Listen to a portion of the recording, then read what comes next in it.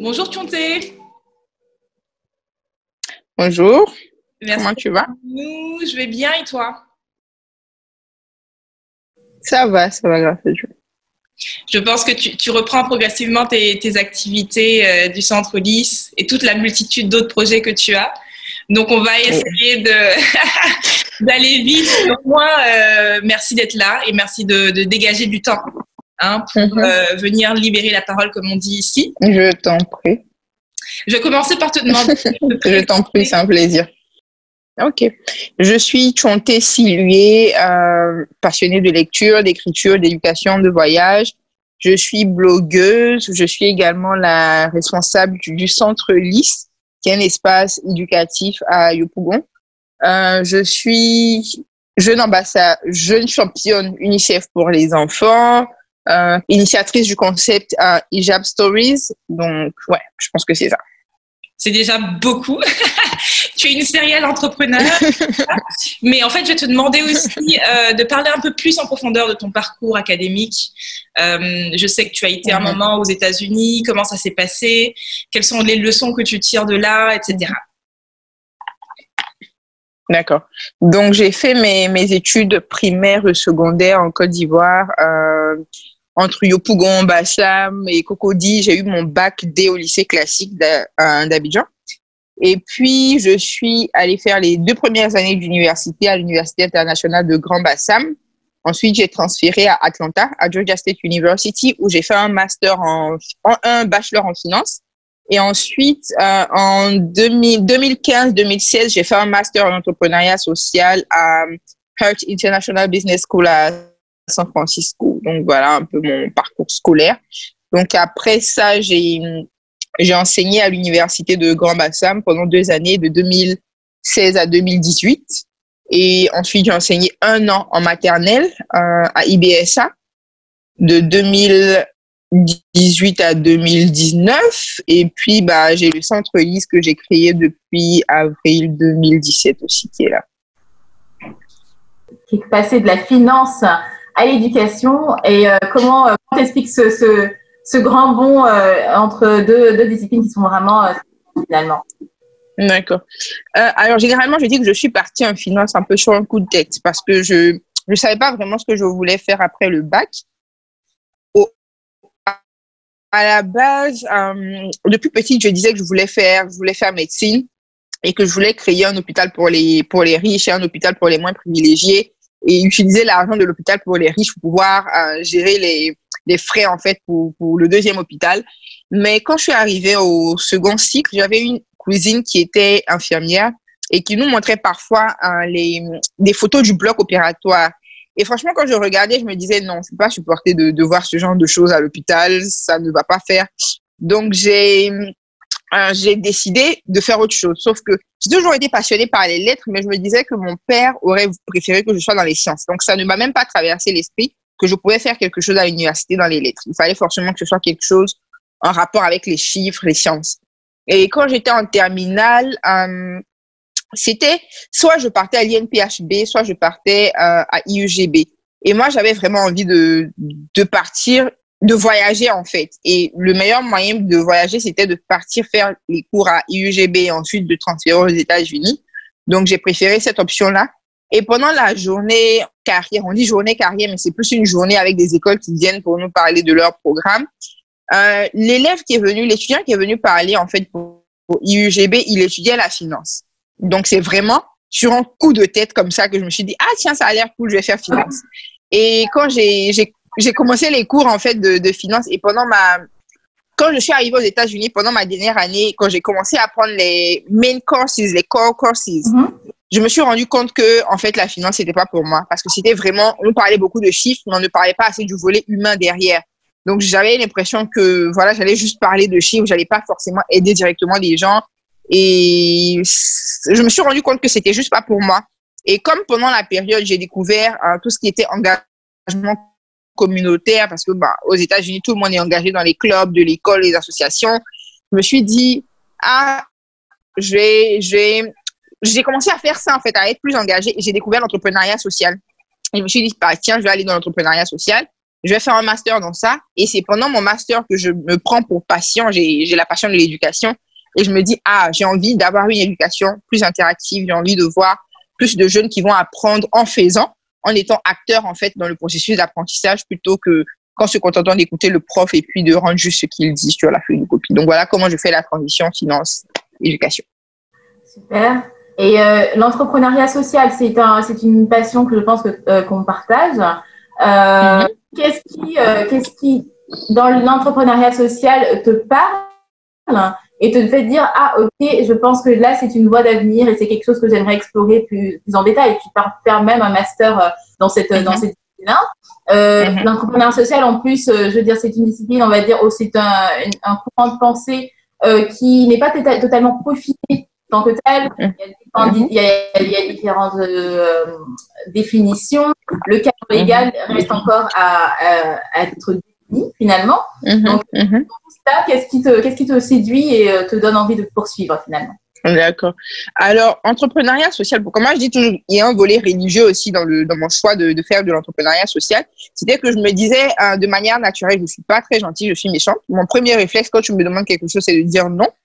Donc, il fallait que, puisque en tant que musulman, on dit que les bonnes actions vont peser dans la balance, donc il fallait trouver le moyen d'avoir de bonnes actions dans la balance. Donc, je me suis dit, tiens, si tu fais de l'entrepreneuriat social, tu vas faire du bien. Et c'est un travail que tu fais, mais tu fais du bien aux gens. Donc, ça va contribuer, en fait, facilement à équilibrer un peu ta balance. Donc, c'est comme ça que je suis rentrée dans la filière. Pourquoi entrepreneuriat social? Parce que j'aime l'idée de pouvoir être indépendant dans le fait de faire du bien. C'est-à-dire que plutôt que de me contenter d'attendre des dons, je peux créer du profit, mais qui va aider à résoudre un problème dans la société.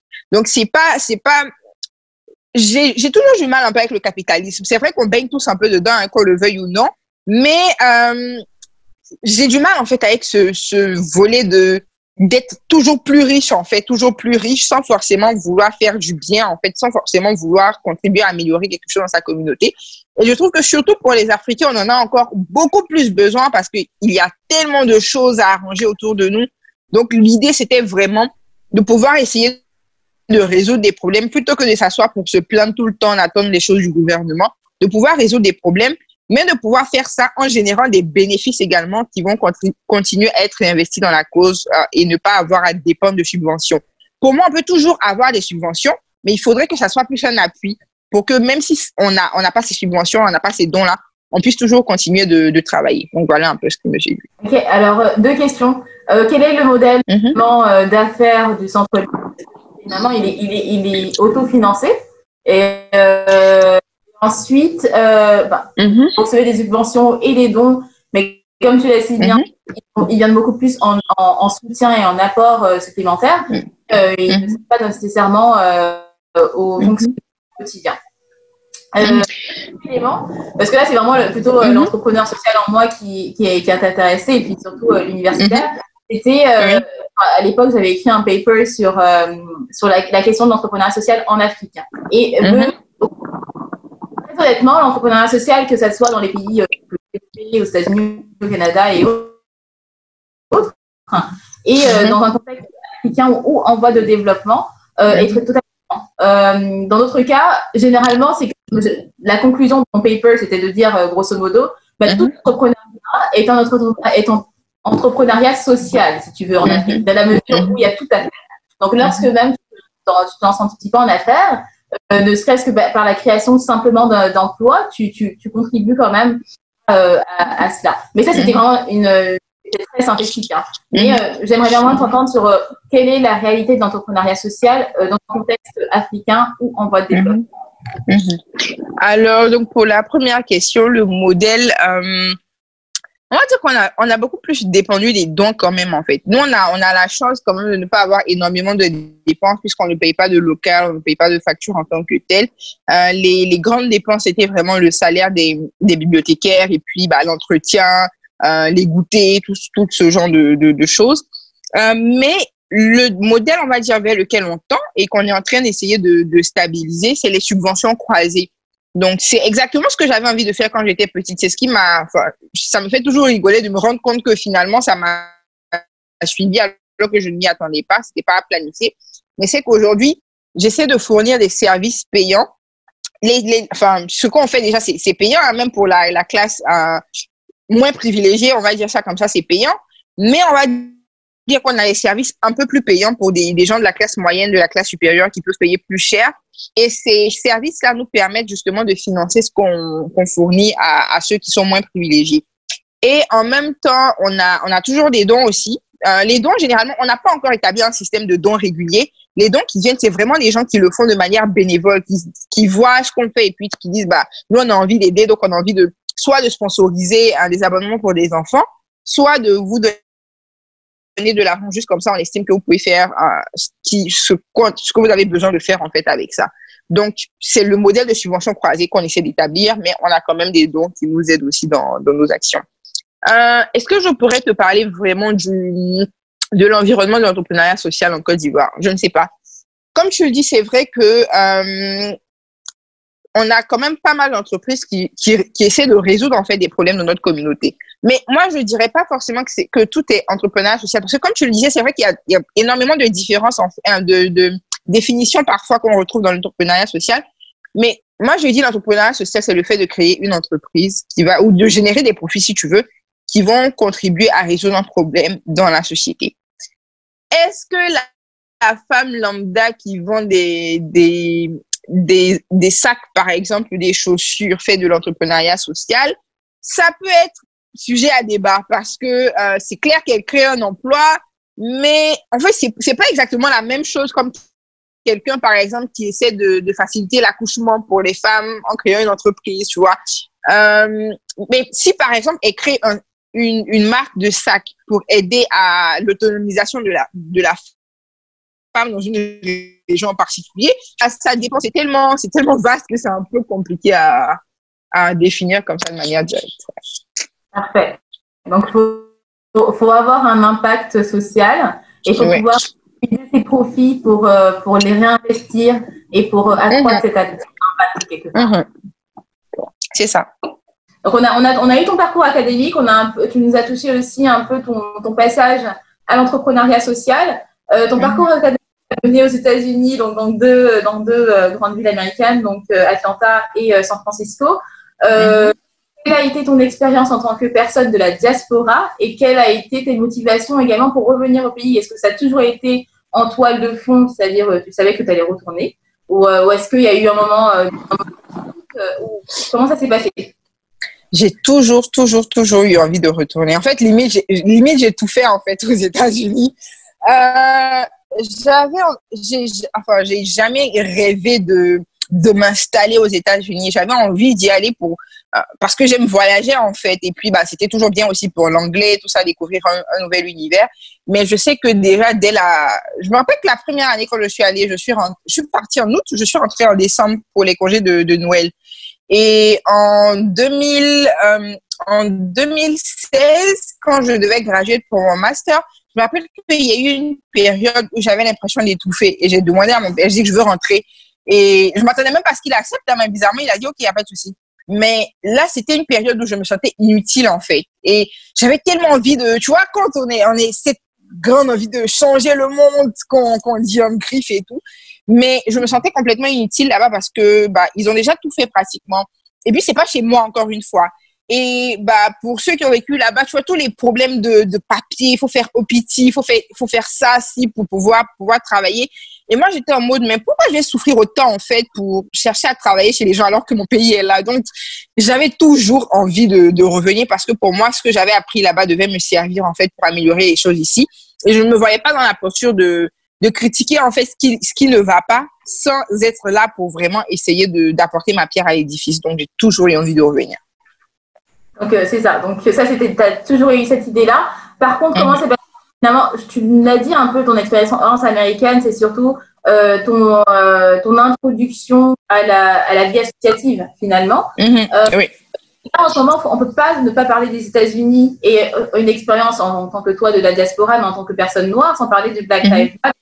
Et donc, en plus aussi, si on met un bouquin dans la danse, on parlera de Americana aussi, et de cette expérience particulière finalement des jeunes Africains de la diaspora qui partent étudier. Une situation qui est différente, hein, parce qu'ils y vont pas pour l'aventure, ils vont étudier. Donc, comment ça s'est passé pour toi, ton expérience américaine en tant que personne de descendance africaine? D'accord. Alors moi, j'ai eu, on va dire, une chance quand même, en fait, d'avoir fait une transition assez smooth quand je suis partie aux États-Unis. C'est que déjà à Atlanta, on avait une forte communauté d'Ivoiriens. On avait les anciens de l'IEGB qui étaient déjà là-bas. Donc quand on est arrivé, ils nous ont reçus.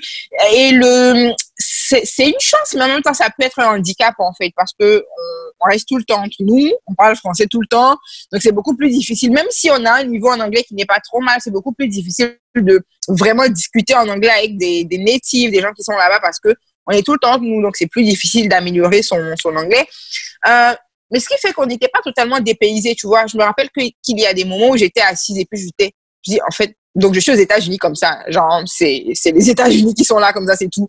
Mais j'ai pas vraiment vécu un grand dépaysement. Pour moi, ok, c'est vrai qu'il y a des améliorations comparées à Abidjan, mais bon, voilà quoi, c'est une vie normale et tout. C'est aussi peut-être pour ça que je suis partie à San Francisco pour mon master, parce que je me disais qu'il fallait que j'aille quelque part où j'allais sortir de ma zone de confort. Parce que franchement, à Atlanta, j'étais encore énormément dans ma zone de confort. Et à San Francisco, j'étais dans une école qui était très internationale. On avait vraiment des gens de partout, Europe, Asie. Et on avait moins d'Américains même, en fait, on va dire, qui étaient dans mon école. Donc, c'était assez hétéroclite. J'étais pas dépaysée non plus, mais ça m'a amené à être plus ouverte, en fait, à des personnes d'autres cultures. Je dirais que dans l'ensemble, j'ai bien vécu le fait d'être là-bas en tant que jeune africaine et tout. Ok. Et est-ce que tu as quand même constaté justement ce clivage-là qu'il y a entre les Noirs américains et les autres, finalement, et les Blancs, si on parlait effectivement? Tu sais, ça serait un peu... je pourrais pas vraiment en parler parce que pour ça, il aurait fallu que je fréquente beaucoup plus, en fait, d'Américains. Tu vois, il aurait fallu que je les fréquente beaucoup plus pour pouvoir m'en rendre compte. Je me rappelle que j'avais des colocs quand même qui étaient américaines, mais on ne se baladait pas ensemble, du genre on se voit juste dans la maison, bonjour, bonsoir. C'était pendant mon premier trimestre aux États-Unis. Donc c'était vraiment, je voyais vite fait. Après, on avait les associations. Mais le truc aussi, c'est que on est beaucoup toujours en groupe. Même si c'est pas des Ivoiriens, on a l'association des étudiants africains, par exemple, à l'école. Donc, tu vas quand même te retrouver avec des Africains toujours dans ta bulle. Après, même quand on dit des internationaux, tu n'es toujours pas, en fait, avec les Américains en tant que tels. Tu es avec d'autres personnes qui vivent à peu près la même expérience que toi parce qu'ils viennent de différentes communautés. Donc, après, c'est vrai que, par exemple, en termes de stéréotypes, c'est vrai qu'il y en avait pas trop mal aussi par rapport aux Américains noirs. C'est-à-dire que très souvent, quand tu reçois une alerte par rapport à quelque chose de négatif, dans la description, on te dit un noir, genre, truc et tout. Donc, c'est vrai que même en tant que noir, parfois, tu as des stéréotypes, en fait, par rapport aux autres noirs et tout. Et à quoi est-ce que je pense? Je pense aussi à cette expérience. Après, c'était un enfant et puis je sais qu'il y a beaucoup d'ignorance aussi quand même là-bas. Mais je pense à ce petit Afro-Américain qui m'a vu et qui me demandait genre comment je fais pour parler anglais. Est-ce que je parle africain? Enfin, qui me posait ça m'est rarement arrivé ce genre de truc, mais je me rappelle que j'avais super rigolé. Et bon, j'avoue que j'ai renforcé le stéréotype un peu parce que je me rappelle que c'était pour une activité d'entrepreneuriat, enfin, une activité de bénévolat avec Habitat for Humanity. Et donc, on faisait quelque chose. J'étais sur une échelle et il bougeait l'échelle en mode, je vais te faire tomber et tout. Et je lui ai dit que, tu sais que je viens d'Afrique, non, genre, si tu me fais tomber, je vais te faire, genre, je vais te tuer, en fait, genre, je vais te... et il était en mode, yeah, mais si tu me tues, tu vas là. Je dis, mais oui, mais toi, tu seras mort. En fait, mais j'ai renforcé le stéréotype. Mais pour dire, en fait, que, il y a une différence, c'est clair. C'est-à-dire que même en termes de culture et tout, c'est pas pareil. Je me rappelle aussi d'une conversation c'était pas du tout avec moi, hein. J'étais dans la pièce et puis il y avait des gens qui discutaient et qui disaient que ouais, les Africains, c'est eux qui ont vendu nos ancêtres et tout. Et ce jour-là, c'était la première fois que j'entendais un truc pareil. Je me suis rendu compte que, en fait, les Afro-Américains, il y en a qui ont quand même des grudges, en fait, une certaine rancune, en fait, envers les Africains qui se disent que, alors que, nous, on n'était pas là, hein. Mais bon. Mais sinon, mais sinon, c'est vraiment le genre de choses vite fait que j'ai expérimenté. Mais je passais plus de temps vraiment, soit avec des Ivoiriens, soit avec des internationaux comme moi. Donc, j'ai pas vraiment pu m'imprégner de la culture américaine. Donc, Kanté, finalement, on a parlé aux États-Unis et on aimerait savoir un peu ton identité. Parler de ton identité. Alors, tu es musulmane. Est-ce que tu peux un peu nous décrire ton identité? Comment tu vas te présenter? Tu vas remarquer que je me présente toujours en termes de passion. Généralement, quand on me demande de me présenter, je parle surtout de mes passions. C'est clair que le fait d'être musulmane, voilée, fait aujourd'hui partie de mon identité, même si c'est pas la première chose que je le dis, parce que bon, je me dis que c'est visible déjà. Mais donc, je suis musulmane, je suis ivoirienne, je suis sénoufo, Nafara. Et voilà un peu ça. C'est un peu comme ça que je me définis. Maintenant, je sais pas quel genre de détails tu voudrais bien avoir. Et je me dirai. Parlons un peu plus de ta conversion finalement à l'islam. D'accord. Et comment est-ce que ta famille, comment ça s'est passé le processus? Comment ta famille a accueilli donc cette conversion à une religion qui, il faut le dire quand même, en ce moment n'est pas forcément n'a pas un capital sympathie le plus élevé. Donc voilà. D'accord. Déjà, je suis convertie depuis 2012. Ça fait 8 ans maintenant. Donc, j'étais à la base, j'étais catholique. Donc, je me suis baptisée, confirmée, je partais à l'église, enfant de chœur, liturgie, tout ça. Et c'est après ma confirmation en 2007 que j'ai commencé à aller moins à l'église. Et c'était vraiment, je partais moins à l'église, mais je lisais plus ma Bible et j'étais plus trop d'accord avec ce que je voyais à l'église et ce qui était écrit dans la Bible. Donc, je commençais à me poser pas mal de questions et là, j'étais en quoi? J'étais on va dire peut-être troisième, seconde, au second cycle, en tout cas, que je me posais énormément de questions. Et c'est en terminale que je commence à lire beaucoup de chroniques sur Facebook, des chroniques de jeunes filles, jeunes françaises d'origine maghrébine qui parlent de leurs amourettes d'adolescentes, mais qui parlent aussi de leur rapport à l'islam et ça m'intrigue. Et vu que je suis sénoufo, généralement, on a énormément de musulmans quand même dans la grande famille, on va dire ça comme ça. Mais tout ce que je savais de la religion, c'était vraiment ce qu'on avait dit à l'école. Donc, troisième religion monothéiste,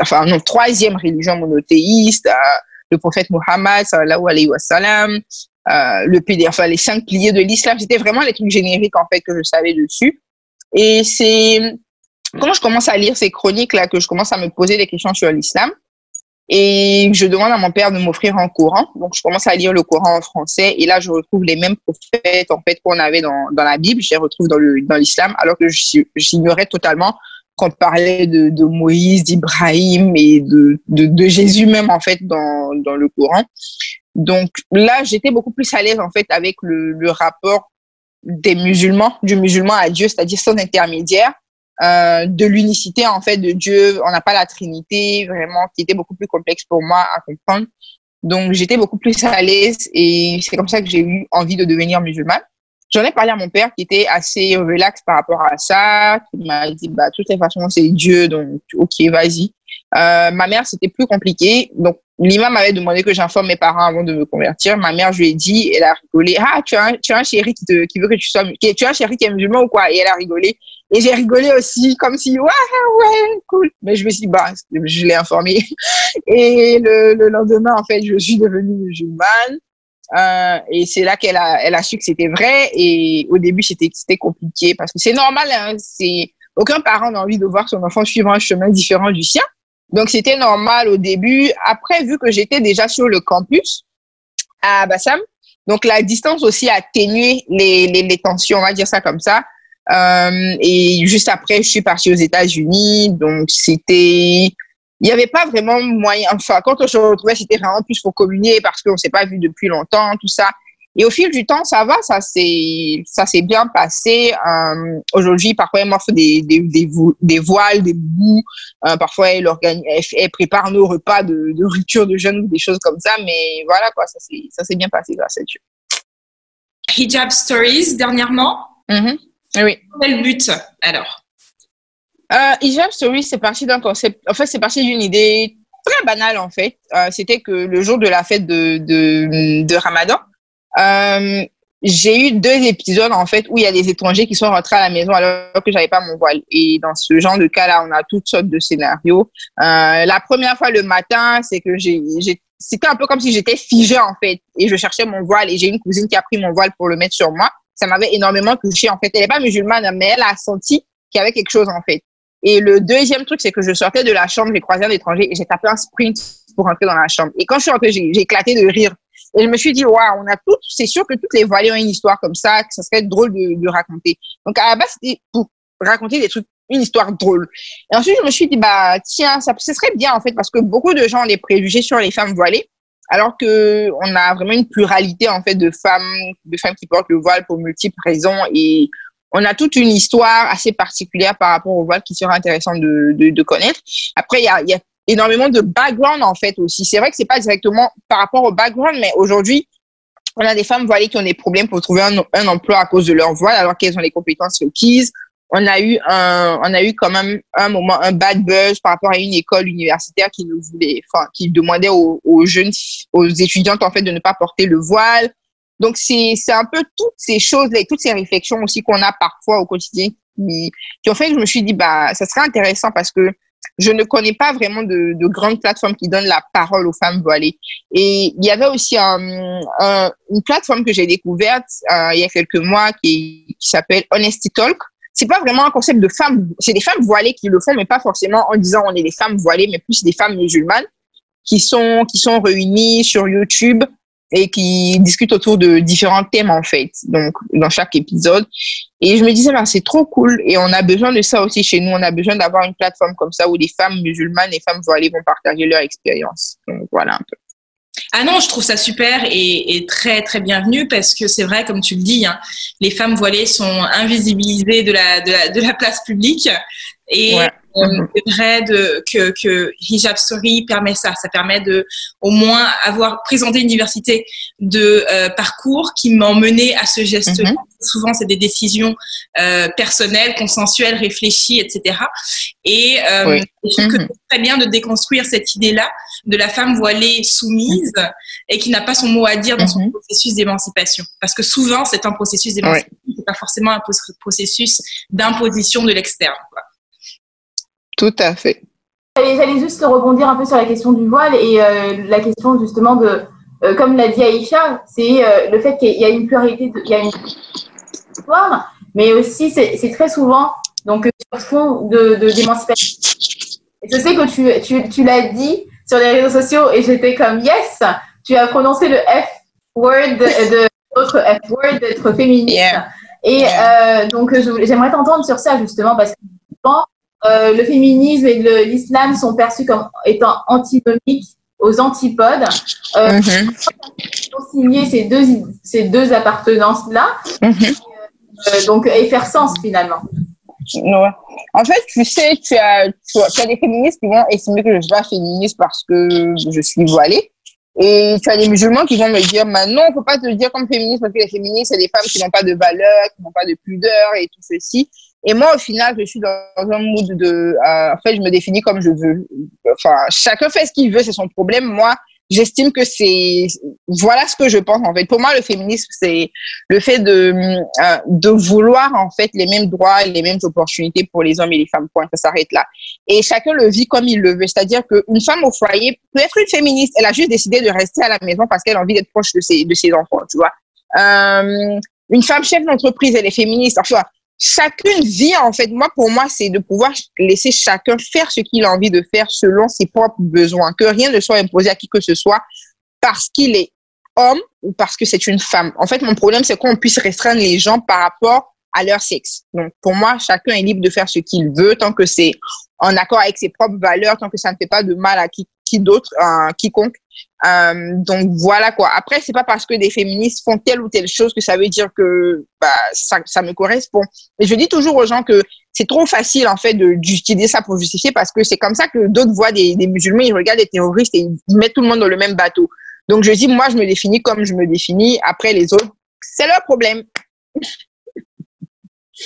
C'est une réalité qu'on adapte, on peut adapter à toutes les minorités visibles, si tu veux. Bien comme tu l'as bien dit. Cette manie qu'on a, finalement, je trouve que c'est un raccourci intellectuel, très honnêtement, de prendre les extrêmes de la majorité, je veux dire, ça ne s'applique pas du tout. Et on peut dire la même chose par rapport aux Noirs et n'importe quoi. Enfin, je veux dire, parce qu'il y a un individu qui agit d'une façon qui est condamnable entre griffes, on ne devrait pas en faire la norme, simplement. Tout à fait. Donc, tu as donné le mot, effectivement, de choix, si tu veux, choix éclairé. Et je pense que je vais transition avec le centre Ulysse, et donc qui est un centre pour moi de savoir, et savoir dit donc enlightenment. Donc, est-ce que tu peux nous en toucher quelques mots? Le centre Ulysse, son historique, comment est-ce que tu pensais ce projet-là? Comment est-ce qu'il est venu à la vie? D'accord.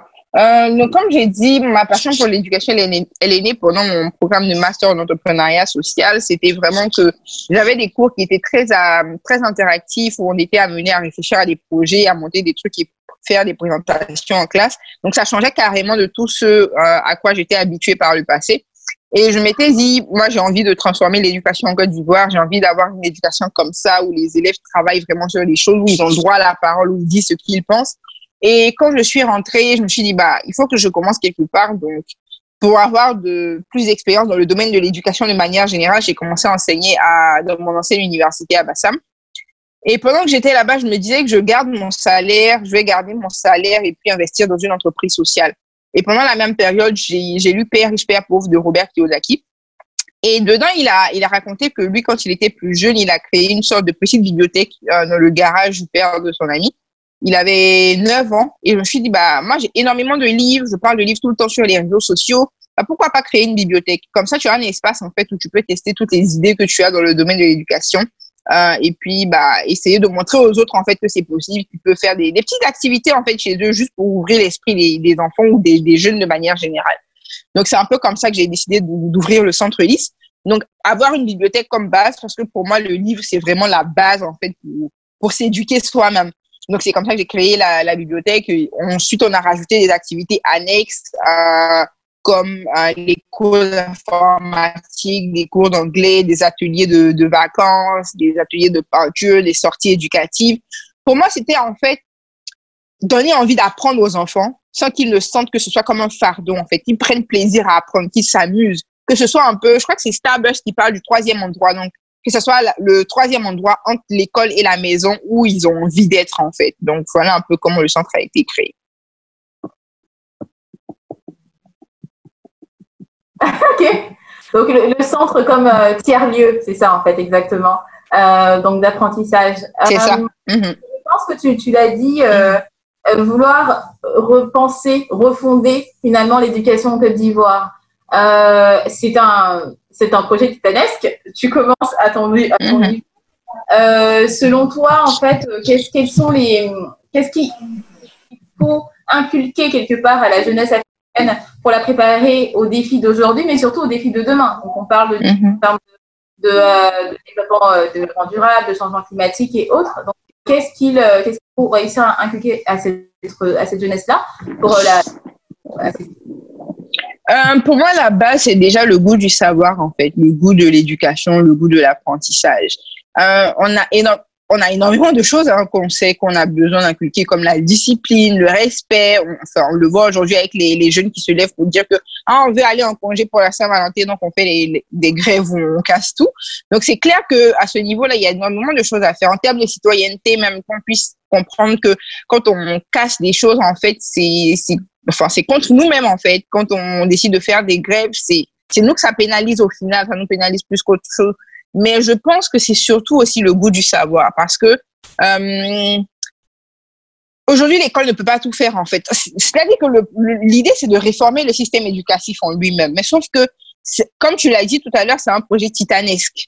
Mais comment on le fait à petite échelle? Comment on le fait si on n'est pas dans l'administration, on n'est pas au pouvoir, on va dire? C'est vraiment de pouvoir changer les choses dans nos communautés, de pouvoir transmettre ce goût du savoir dans nos communautés. Je prends toujours l'exemple de la lecture parce que pour moi, si tu as réussi à donner envie à quelqu'un de lire, il va pouvoir vraiment s'épanouir, en fait, rêver, apprendre de nouvelles choses, apprendre de l'expérience des autres. Donc, je me suis attaquée à ça parce que pour moi, c'était le plus facile aussi, même d'ailleurs, en fait, de juste fournir des livres aux enfants, de faire des activités pour qu'ils aient envie de lire. Et puis, je me dis que j'aurais plus rien à faire, en fait. Aujourd'hui, le fait d'aimer lire, moi, ça m'a donné envie d'apprendre davantage. Donc, aujourd'hui, c'est pas forcément à travers les livres. On va peut-être apprendre à travers des podcasts, des vidéos, des documentaires, à travers des voyages, des expériences. Mais tout ça, c'est parti, en fait, des livres. Parce que dans les livres, tu vas découvrir des personnages qui font des choses auxquelles tu n'aurais même pas imaginé, tu n'aurais même pas pensé, en fait, rêver. Mais de voir des personnages qui réalisent ces choses-là, ça peut être des personnages fictifs, comme ça peut être des gens qui racontent leur vie, des biographies.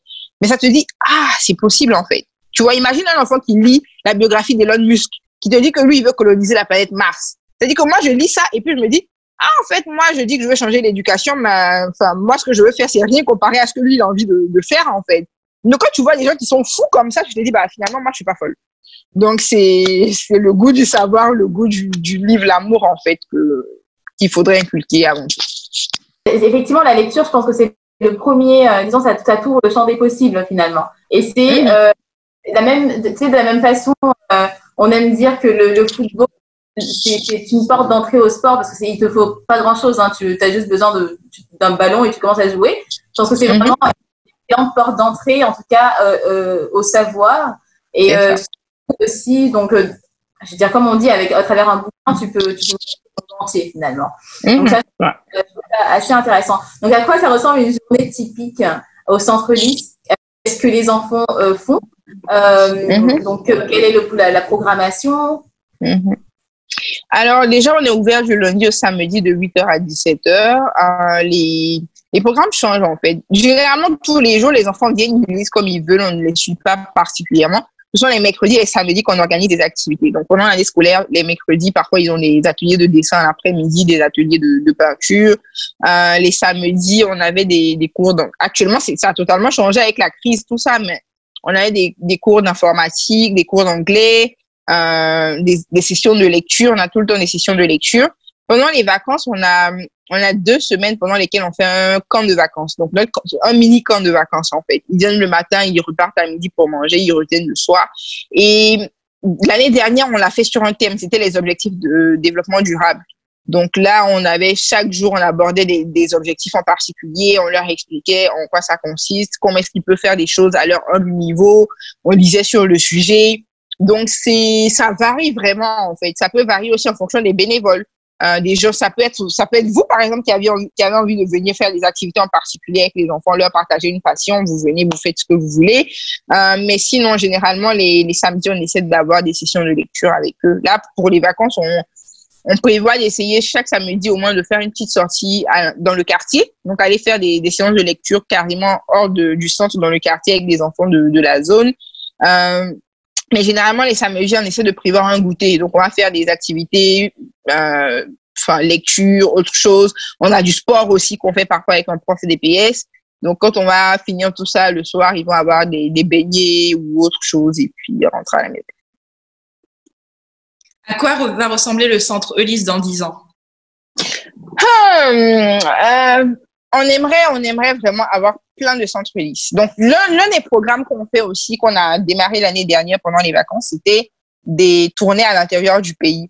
Et le principe des tournées, en fait, de Book Art Tour, c'est qu'on part, en fait, des ateliers de lecture et de peinture. En fait, la peinture, c'est plus pour rendre le truc fun. Pour pas que les enfants se disent, ah, on va lire juste, ça va nous ennuyer et tout. Donc, quand on finit de faire ça, ils s'amusent un peu plus, en fait, avec les dessins, la peinture et tout. Surtout qu'à l'intérieur du pays, déjà, même à Abidjan, il y a un peu d'enfants qui font de la peinture. Donc, à l'intérieur du pays, c'est encore moins commun. Même pour ceux qui font la plastique, parfois, il y en a même pas. Donc, on fait ça. Et après, l'objectif derrière, c'est de leur amener des livres. Donc, une centaine de livres pour qu'ils fassent un club de lecture. Parce qu'on n'a pas les moyens forcément d'ouvrir des bibliothèques partout. mais au moins, je pense qu'on peut ouvrir un club de lecture dans toutes les, moi, je pense qu'on peut le faire dans toutes les contrées, en fait, tous les villages du pays. Donc, c'est un grand rêve de faire ça déjà. Donc, ouvrir des clubs de lecture, ouvrir des bibliothèques où on pourra le faire. Dans 10 ans, c'est d'avoir des centres Ulysse, en fait, beaucoup plus lucratifs. Donc, par exemple, un centre Ulysse Cocody où on a vraiment des activités qui sont très lucratives et qui vont permettre de financer les autres activités qui sont plus sociales, que ce soit à Yopougon, que ce soit à l'intérieur du pays. Donc, voilà un peu le grand rêve pour le centre Ulysse. Comment, parce que là, j'imagine que ça fait beaucoup de livres à récolter. Comment est-ce qu'on s'y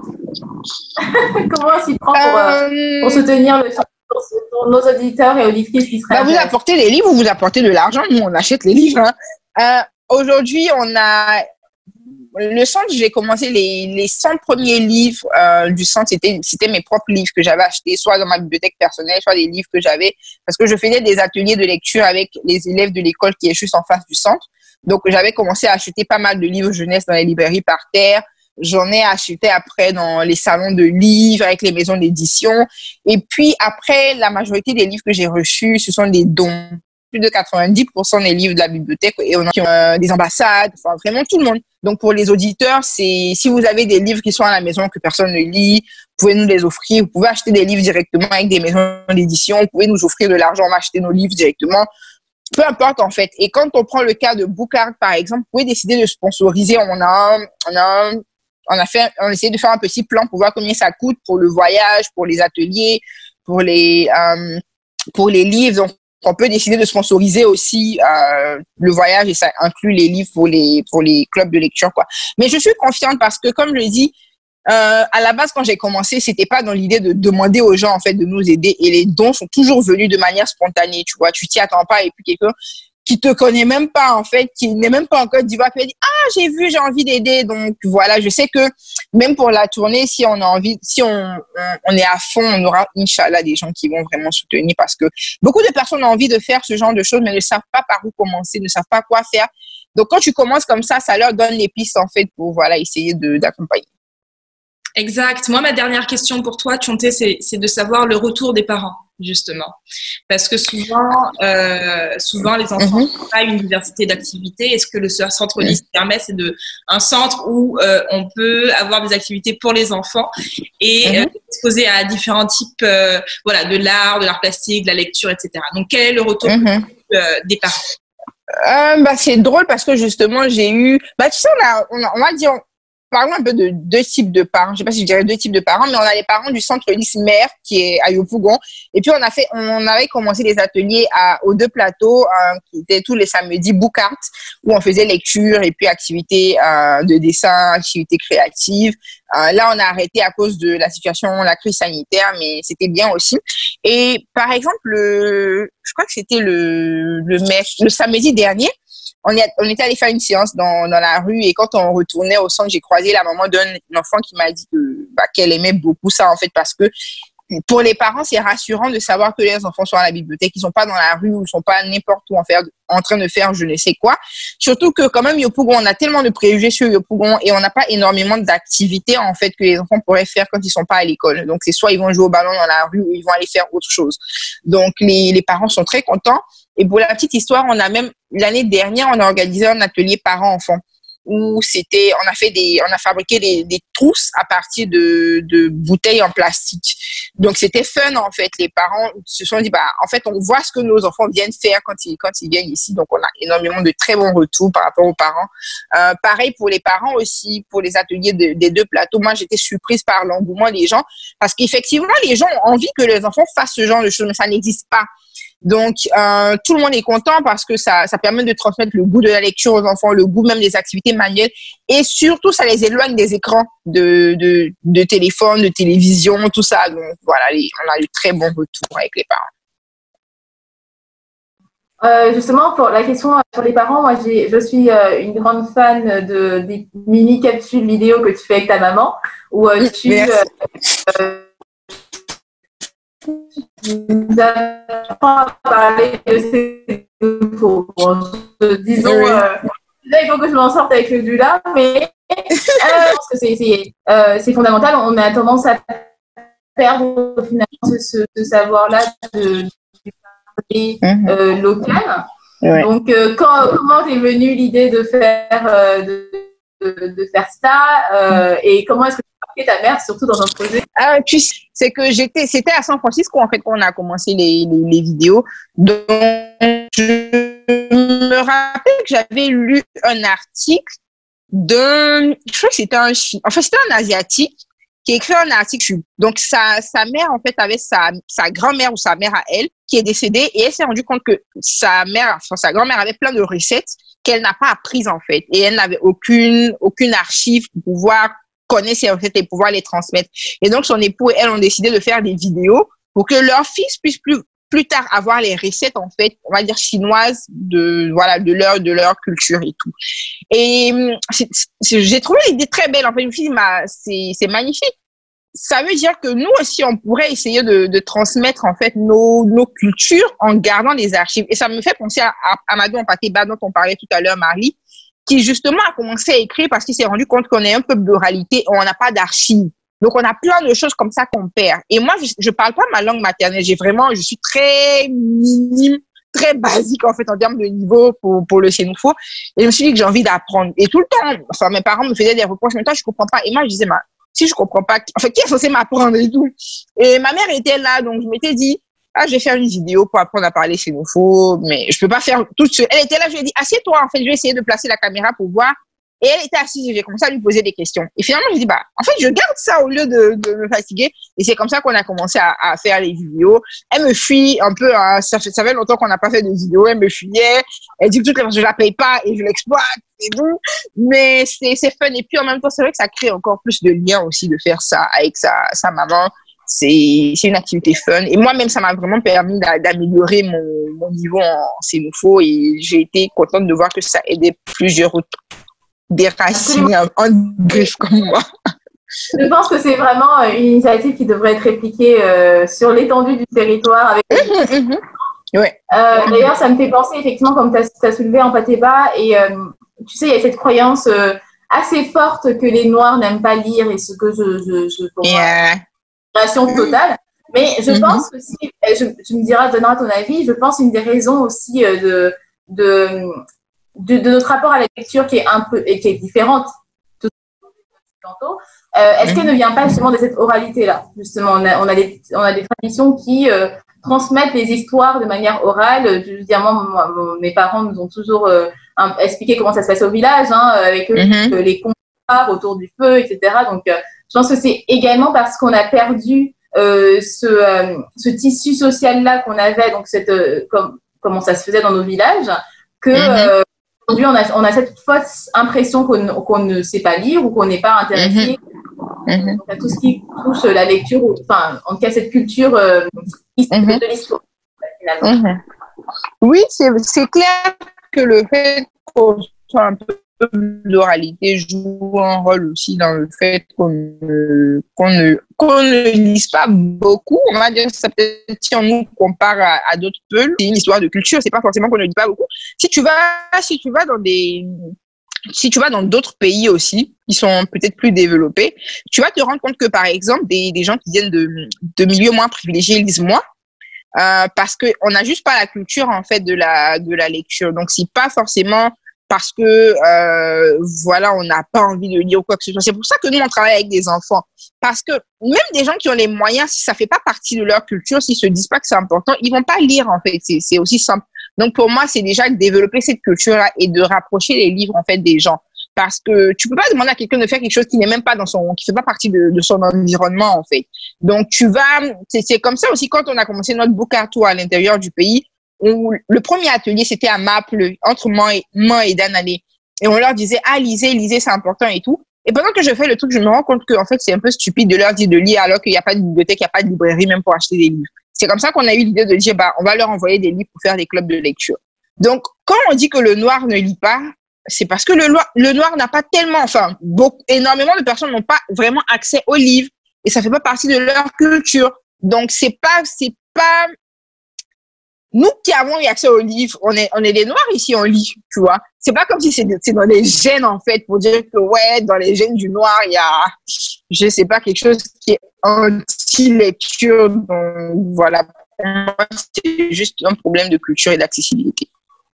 Je suis totalement d'accord. Et puis, c'est juste pyramide de Maslow de base. Hein. Je pense que lorsque tu... Exactement.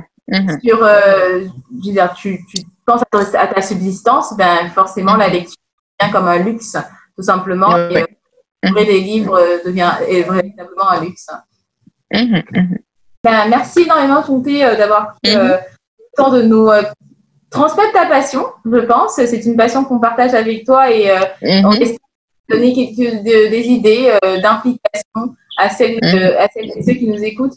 Donc, vous savez que vous pouvez vous rendre au Centre Lys où vous pouvez contribuer également donc à la pérennité de cette action qui est magnifique, en tout cas. Donc, on mettra tous les liens de toute façon dans la description. Et Tonté, j'aimerais par la même occasion que nous partages peut-être quelques livres comme ça que tu apprécies particulièrement. Sont des must-read.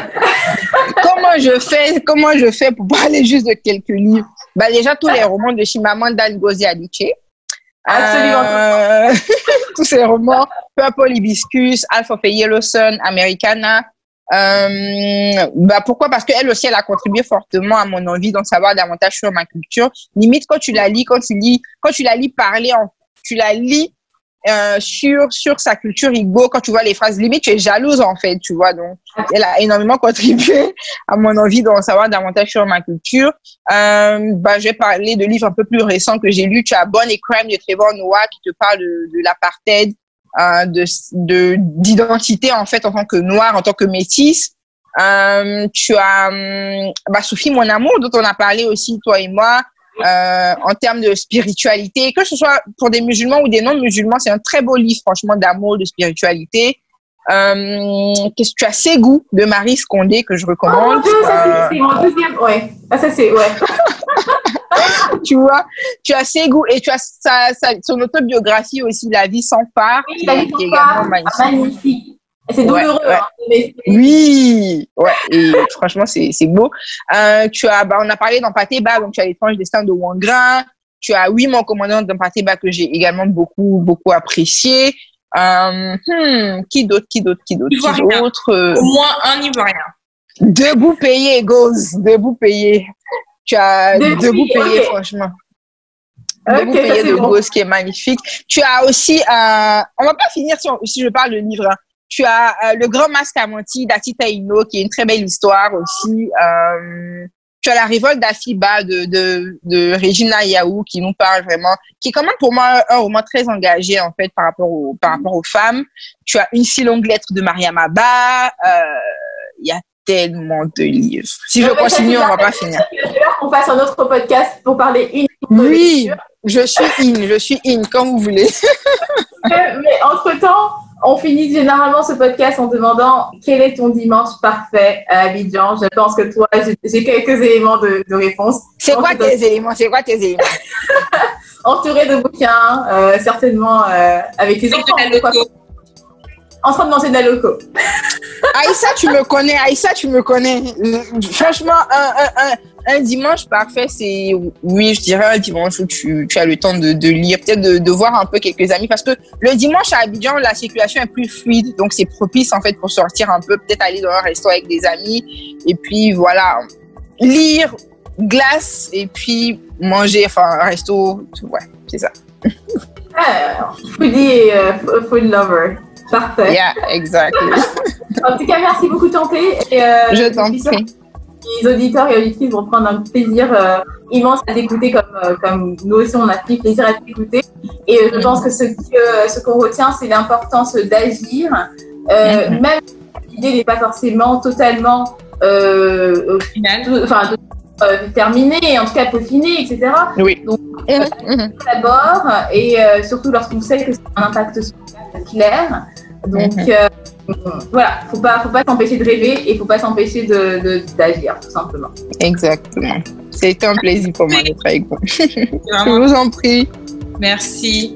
Ciao, ciao. À bientôt. Bye bye.